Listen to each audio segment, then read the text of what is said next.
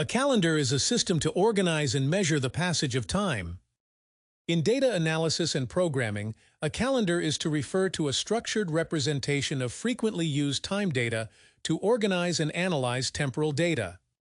So I'm going to come here in table, and I'm going to put a new table here, and now put the calendar function.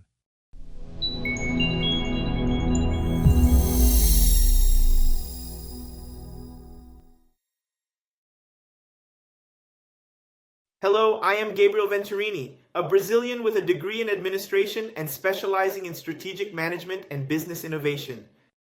With over 10 years of experience in the Office suite, Excel, Word, PowerPoint, Power BI, and VBA, we are producing videos in English. Please subscribe to the channel and leave a like. And also activate YouTube notifications so it understands that the content is relevant and delivers it to more and more people. In the detailed description of this video and also in the very first pinned comment, you can easily find our complete training sessions. Now, let's get started with the content.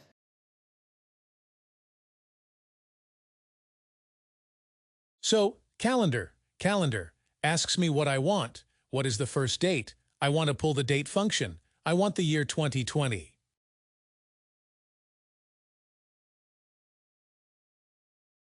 It may be that in your function, still in Power BI, it has a comma, but if you don't have it, it's a comma, from month 1 to day 1.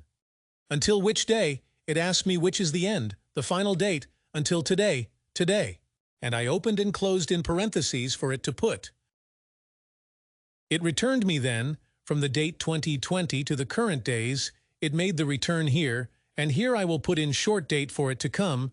It is only the dates very right.